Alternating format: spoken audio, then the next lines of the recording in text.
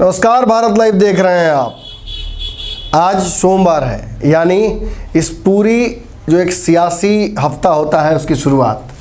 तो जैसा कि हमने वादा किया था आपको कि हफ्ते में एक दिन बाबा और हम दोनों आपके समक्ष मौजूद रहेंगे और जितनी भी घटनाएं हुई हैं राजनीतिक पिछले एक हफ्ते में उन पर चर्चा नहीं करेंगे। आने वाले हफ्ते की जो फ्यूचरिस्टिक राजनीति है भैया, हम विश्लेषण के लिए जाने जाते हैं, उस पर आपको बताएंगे कि क्या क्या होने वाला है इस पूरे हफ्ते में। पिछले हफ्ते हमने क्या क्या देखा? हमने देखा नीतीश कुमार कितने चुप, एक दिन का मिजाज नहीं, एक सप्ताह का मिजाज तय करेंगे। हाँ, हमने देखा पिछले हफ्ते क्या क्या देखा कि नीतीश कुमार किसान बिल को लेकर हड़बड़ी में दिखे। खुद भाजपा पर आरोप लगा रहे थे कि भाजपा हड़बड़ी में है बिल को लेकर। हमने देखा कि चिराग पासवान को लेकर जदयू और भाजपा में खींचतान काफ़ी बढ़ी। हमने ये भी देखा कि जो क्राइम डेटा है इस पर भाजपा ही नीतीश कुमार को घेरने में लग गई। जी, कारण क्या था? हमने समझा दिया था आपको, गृह विभाग। ऐसी छोटी छोटी नैतिक जीत भाजपा अपने खेमे में करती जा रही है। कल किसानों को लेकर बख्तियारपुर में एक बड़ा आयोजन किया गया था, सारे दिग्गज नेता मौजूद थे, और लेकिन नई बात नहीं है, लेकिन जदयू के लोग नहीं थे, नाराज थे। अब सरकार कैसे चलेगी जब अलग अलग एजेंडों पर ये दो फिर बाबा घूम फिर के वहीं आ गए हैं। ये दो इंजन जरूर हैं लेकिन दो दिशाओं में जा रहे हैं। एक गया वाला रूट पकड़ लिया है और एक झारखंड वाला। गया झारखंड तो एक ही रूट है, एक गया वाला और एक बक्सर वाला। जी, और इसके साथ एक और बात है नमन जी कि अगर यही बातें विपक्ष कहता है जी तो दोनों को तीता लगता है। बिल्कुल, हम भी बोलते तो बुरा लगता है, बिल्कुल बड़ी कड़वा लगता है। अक्सर आप लोग देखे होंगे मतलब पूरे हफ्ते बाबा शुरुआत ऐसे हुआ कि हफ्ते के शुरुआत में हमने बिल्ली गले में घंटी बांध दी कि जदयू और भाजपा के बीच में लड़ाई है। किसी भी अन्य मीडिया हाउस ने इसमें उंगली नहीं डाला और कल सभी को यही खबर मिला। पूरे दिन, कल पूरे दिन खबर यही चली सभी मीडिया संस्थानों में, चाहे वो बड़े हैं छोटे, सभी जगह कि जदयू और भाजपा के बीच जबरदस्त खींचतान है, सरकार गिर सकती है। ये तो भैया जब हम ही सबसे पहले आपको खबर देंगे और हमारी ही खबर सही होगी तो बाकी चैनलों पर क्या करने के लिए जाना। चलिए रातों रात की शुरुआत करते हैं। आज एक बड़ा प्रश्न का जवाब बाबा और हम देने का प्रयास करेंगे कि आखिर नीतीश कुमार की चुप्पी के पीछे कौन सा ऐसा भयंकर कारण है। बाबा, शुरुआत आपसे करते हैं। नमन जी, सबसे पहले तो नीतीश कुमार की चुप्पी ने कई लोगों को खलबला दिया है। जी, सबसे पहले हम नीतीश कुमार के इंटरनल पॉलिटिक्स की बात करें। मतलब बाबा, किसान आंदोलन है, इस पर नीतीश कुमार चुप रहे जी, किसी त्यागी बोले, बहुत लेट बोले। चिराग पासवान को लेकर नीतीश कुमार चुप है। क्राइम डेटा पर नीतीश कुमार चुप है। भाजपा द्वारा बुलडोज किया जा रहा है, नीतीश कुमार चुप है। भाजपा क्रेडिट ले रही है, उस पर नीतीश कुमार चुप है। कई मुद्दों पर नीतीश कुमार चुप है। सबसे पहले आपके पहले प्रश्न का मैं जवाब दूंगा। किसान बिल पर नीतीश कुमार को चुप होना ही चाहिए जी, क्योंकि नीतीश कुमार ने वो गलतियां कर दी हैं जी।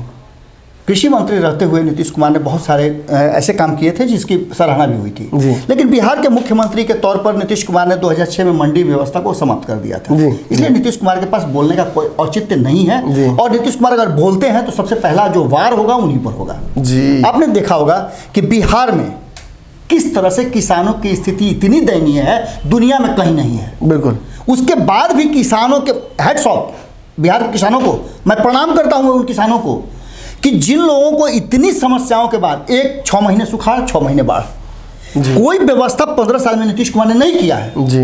ऊपर से मंडी व्यवस्था। अब अच्छा, एक चीज बता दीजिए नमन जी, आप बार बार कहते हैं जी कि आंख बंद कर लेने से क्या रात हो जाएगी? नहीं, बिल्कुल नहीं। सिर्फ आप अपने आप को भ्रमित कर सकते हैं। नीतीश कुमार ने शुरू में कहा था कि मैं ऐसी व्यवस्था करूंगा कि जहां सुखाड़ है वहां बाढ़ की स्थिति ना हो और जहां बाढ़ है वहां सुखाड़ की स्थिति नहीं हो। मैंने ये एक चेन बनाने की बात थी, नदियों को जोड़ने की बात थी, ये अब तक नहीं हुआ। 15 साल हो गए नमन जी।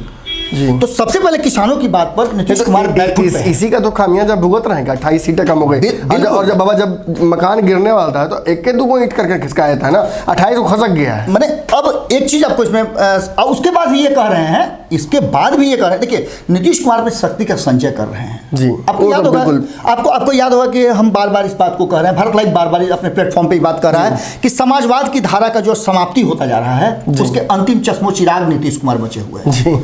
क्योंकि आपने देखा लालू यादव की राजनीति खत्म हो गई है, लालू यादव बना दिया गया। अब एक इसमें लालू यादव की बात करके आपने और मेरा तार छेड़ दिया जी। लालू यादव, अब बताइए कितना बड़ा पाप कर लिए।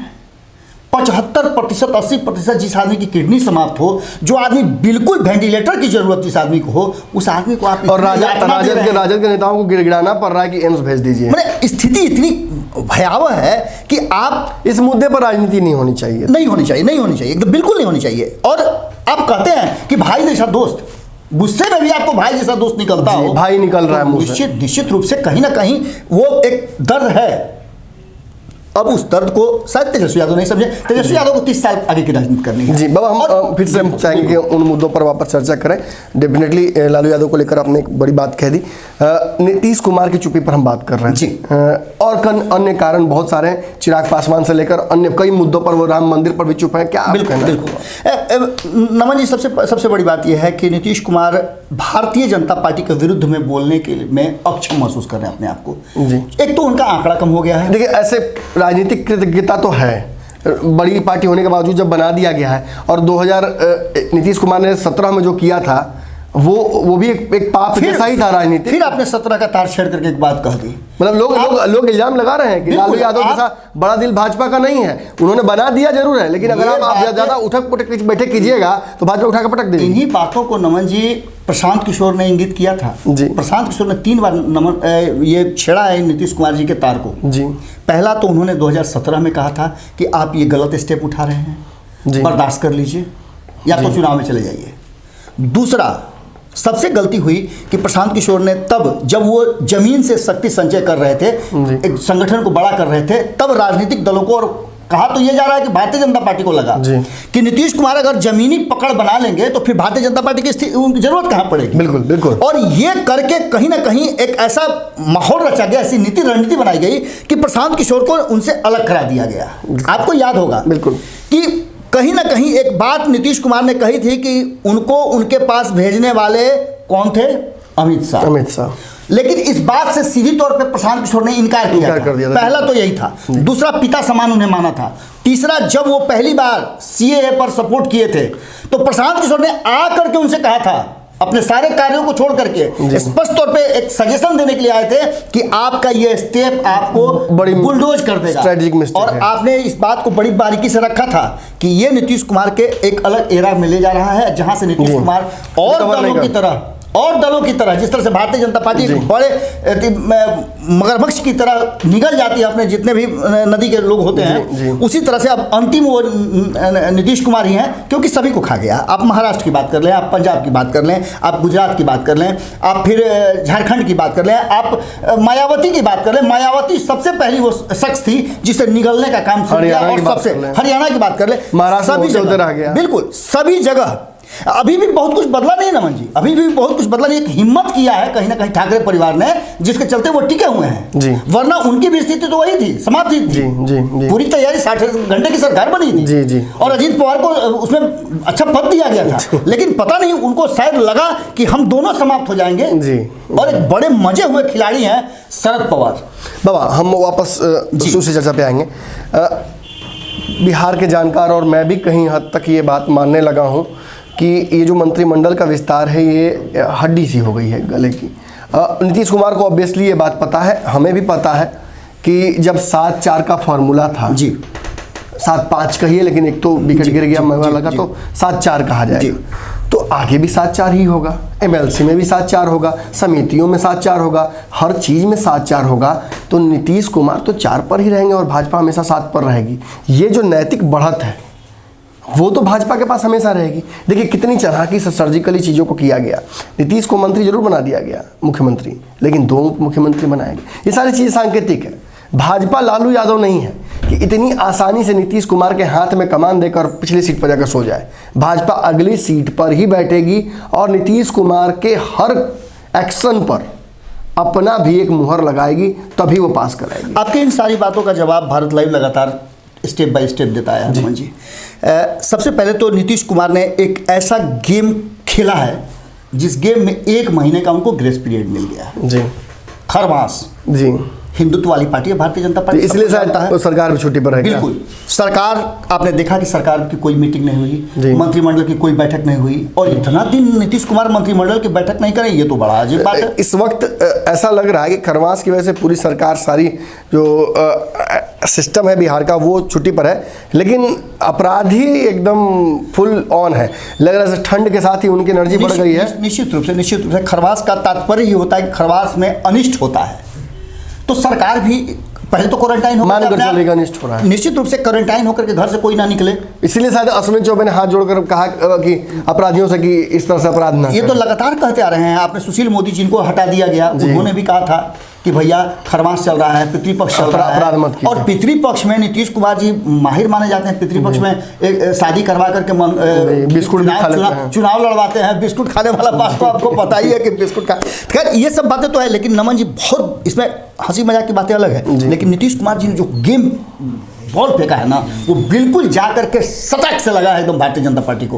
उन्होंने दो चीजें भारतीय जनता पार्टी से खींच लिया तत्काल के लिए, 1 महीना के लिए, क्योंकि उनके पास सोचने का मौका मिल गया, शक्ति संचय कितना कर सकते हैं, क्या कुछ होता है। आपने एक खबर ब्रेक किया था कि इन 1.5 महीनों में, लगभग 1.5 महीनों में भारतीय जनता पार्टी के किसी भी बड़े नेता से नीतीश कुमार की कोई मुलाकात नहीं हुई है, कोई बात नहीं हुई है, और यहां आकर के मामला अटका हुआ है। पहली बात। दूसरी बात कि 2 ऐसे मुद्दे थे जिस पर नीतीश कुमार को फैसला लेना था, और उनकी गेंद इनके पाले में डाल दिया गया था। नीतीश कुमार ने उन दोनों चीजों को दरकिनार कर दिया है कुछ समय के लिए, कुछ समय के लिए, खरमास भर के लिए। 15 जनवरी तक कुछ भी नहीं होना है, बिल्कुल ये तो है। अब इसमें 2 बातें थी। एक पहली बात तो ये थी कि उन्होंने मंत्रिमंडल के गठन को रोक दिया, विस्तार को रोक दिया, और दूसरा आपको याद होगा कि हम चर्चा जो कर रहे थे चुनाव के पहले से ही कि नीतीश आपको बाबा ये क्या लगता है, मैं बहुत शॉर्टकट में जाऊंगा, फिर अपनी बात आप रखिएगा।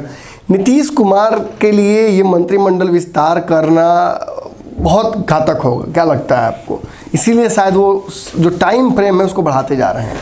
अब तो पिछली बार 2014 में भी उन्होंने एमएलसी और समितियां रखी थी। आप पहले कह दिए नमन जी इस बात को, आपने पहले ही बस इन बातों को कह दिया है कि मंत्रिमंडल का विस्तार नीतीश कुमार के लिए खाई और कुएं, जैसे बंगाल चुनाव भाजपा के लिए एक बड़ा है समय टाइम फ्रेम, वैसे मंत्रिमंडल विस्तार नीतीश कुमार के लिए एक बड़ा टाइम फ्रेम। बिल्कुल, नीतीश कुमार के लिए ये बहुत ही बिल्ली के गले में घंटी वाली बात होगी, और खास करके नीतीश कुमार के लिए कि किसे अपनाएं और किसे उगले, ये वाली बात हो जाएगी। और आप देख लीजिए कि भारतीय जनता पार्टी एक अलग तरह की पार्टी है, वो किसी को भी किनारे कर सकती है, किसी को भी सामने ला सकती है, क्योंकि वहां की स्थिति अब दूसरी है। अब भारतीय जनता पार्टी पहले वाली नहीं है, 2 लोगों की कमेटी है, और आने जाने का रास्ता जो है पैक है, दोनों दरवाजे पर दोनों खड़े हैं, और वो जो कहेंगे वही होगा, इसलिए किसी को भी कोई आपत्ति नहीं होती। आपने देखा होगा किस तरह से मंत्रियों को उतारा है उन्होंने, लगातार वो बिहार में फेस कर रहे हैं। इसके बाद नीतीश कुमार के लिए वो मुश्किल घड़ी आ गई है कि जो लोग उनके खाता में आए हैं, उनके पार्टी में